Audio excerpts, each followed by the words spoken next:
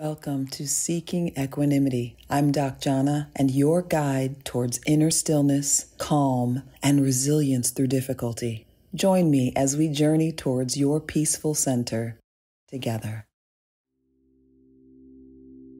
I'm reading a wonderful book called All About Love by Bell Hooks. Fascinating, eye-opening read. I highly recommend. And in the book, she reminds the reader of the story of Jacob from the Bible, biblical Jacob, and his journey through the dark night of the soul. If you're familiar with Christian lore, you'll know the story, but the bottom line is we all encounter hardship. Hardship is synonymous with the human experience, not a perpetual hardship necessarily. Those who experience any form of sustained or perpetual hardship are going through an especially excruciating experience. But none of us escape the reality of hardship in one form or another. Material loss, familial loss, reputational loss, physical pain, all kinds of suffering, emotional suffering. There just are an untold number of ways that we can experience hardship and pain. And for the large groups of folks who experience intermittent periods of pain, where you can kind of clearly delineate this period kind of is terrible, and here this adjacent one, it got a little bit better and things were okay here for a while, or those were the good old days for me in my personal journey, or here I am right now, pretty happy, right? Everything's okay. If you can make those delineations, each period of discomfort, each period of hardship should be colored by a lesson, something that was learned. And if you find yourself in a period of hardship or can go back and look at a pattern of intermittent hardships and struggles, if you don't see the lesson, if you can't name the opportunity that you had or still have to become a better version of yourself as a result of what you learned through the hardship. And it doesn't matter whose fault it was, if it was interpersonal and it was betrayal or what, none of that really matters. What matters is you suffered. You suffered emotionally, physically, economically, whatever. You suffered and you are here now. So whatever is the distance between the point of origin for the suffering and where you are now, somewhere in that gap, somewhere in that continuum, there should be lessons learned.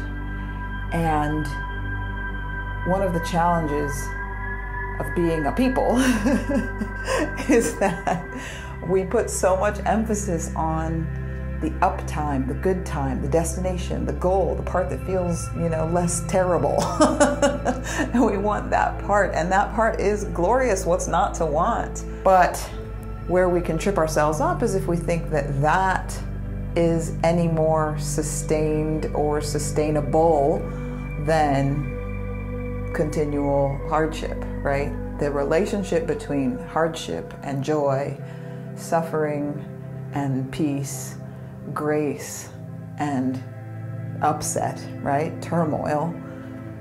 The space between them has more to do with what we think, what we feel, how we choose to react,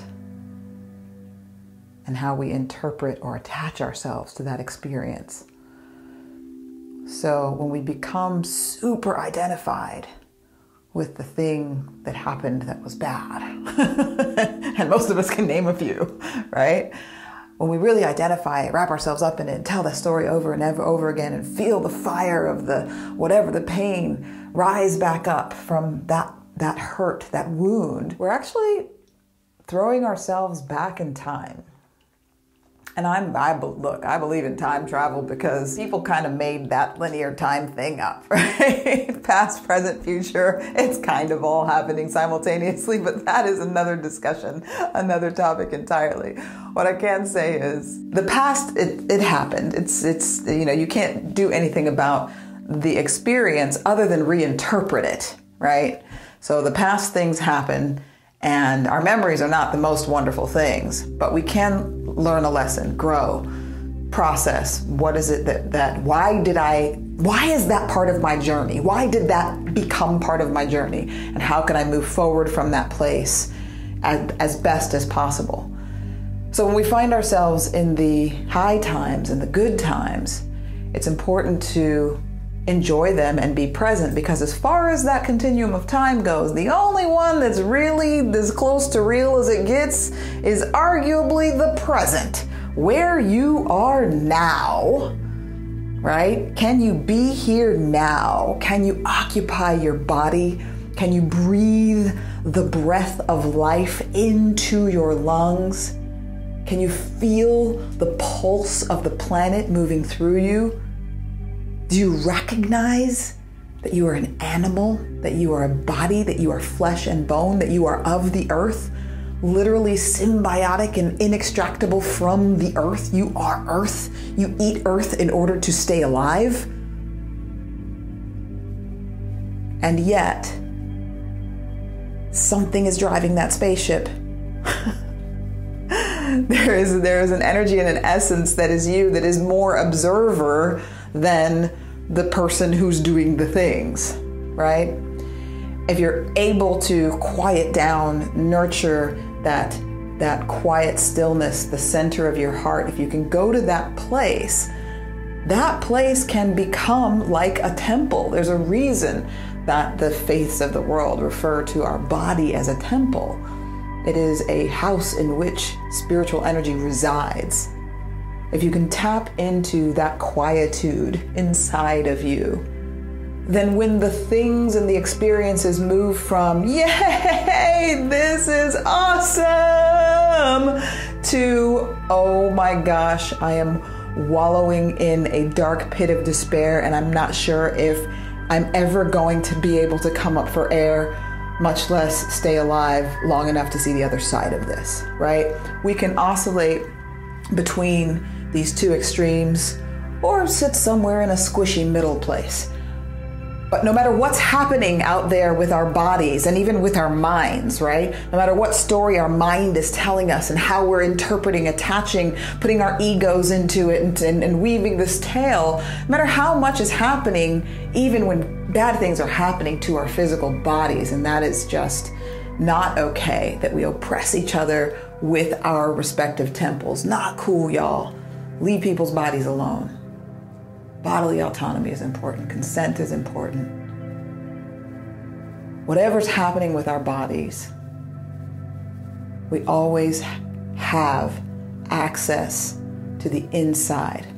Fortunately, and those of us who have been down to the very depths of despair know how incredibly fortunate this actually is if you've accessed it. But fortunately, no matter what is happening to you, at you, around you, through you, when you've cultivated that space inside through meditation, reflection, prayer, solitude, whatever it is you want to call it, however it is you want to approach it, whatever name, label, and system of organization you'd like to slap on it, when you get inside the core of your emotionality, the core of your being, it's behind the emotions. It's what you are, right? The emotions are just part of the expression and reaction. Emotions point you in the direction of what you should be paying attention to. You shouldn't take that boat all the way out to another island, right? You follow every emotion. Can you say my 20s? Anyway, so the emotions point you in a direction to say, hey, here's a thing you might want to pay attention to. There might be a lesson on the other side of this. But no matter what's happening with that body of yours, no matter what story that brain of yours is trying to tell you, no matter how much your ego tells you that all of this matters and that what people think matters and all of these things, inside your heart, inside your being, resides a peace that is unshakable by its own nature, but we wrap it in a little cage of fear. Got to unwind those thorns and unwind and unravel and shed that fear and recognize that that peaceful place is the center of your temple.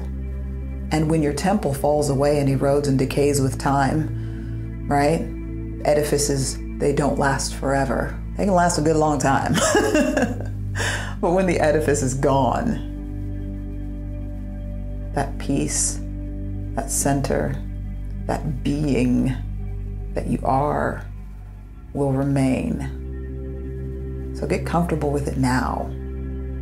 Get so comfortable with the core of who you are, the quiet part of you, what is observing your life, not necessarily playing out every emotional drama, right? Get to know that part of you so well that when the inevitable, which is our bodily demise, when the inevitable approaches, you have no fear because you recognize that it's just a transitory state, right? A transitory state in which your body falls away, but your spirit continues. There's no reason to fear death because it's only the end of your body, and that is a very small part of your essence, of your story, right? You know, what people believe, what you believe, you know, religiously, what parents may have taught you, your group of people, whatever that is, there are commonalities around the world and different traditions, right? All of them have something at the essence that speaks to that core. People call it soul, right? Whatever you call it. Go find it. If you're not sure whether it exists, quiet yourself down for regular intervals, regular periods of time, long periods of time.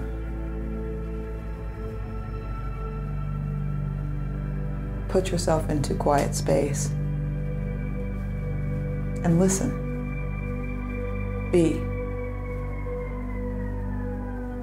It's the space of inspiration. It's the space of extracting the lessons from those experiences that we've had. And it's the space of becoming the best version of yourself that you want to and absolutely can become.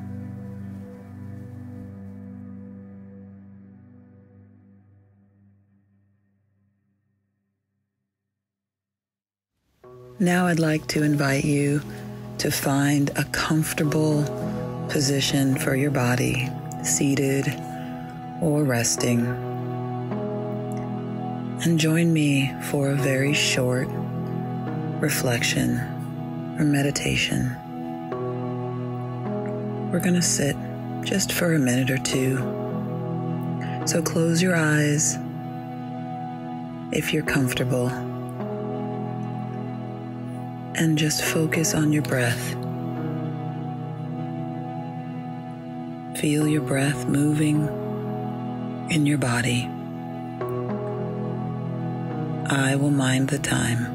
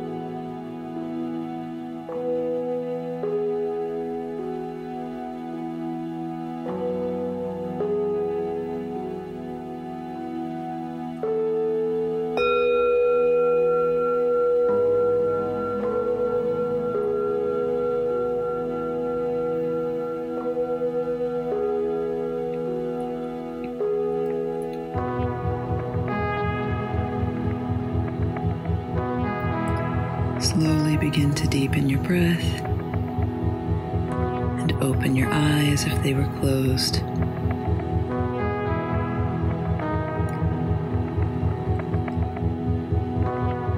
and go forth and enjoy the rest of your day.